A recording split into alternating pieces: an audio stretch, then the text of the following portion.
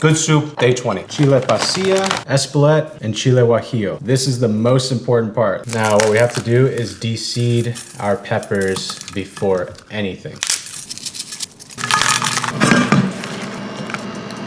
Once they get all soft and malleable like this, we go ahead and toss it into a bowl. And then we just add some hot water.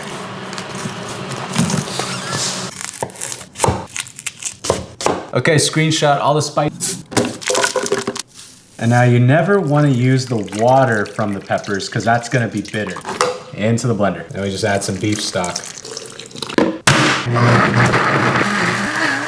Oxtail.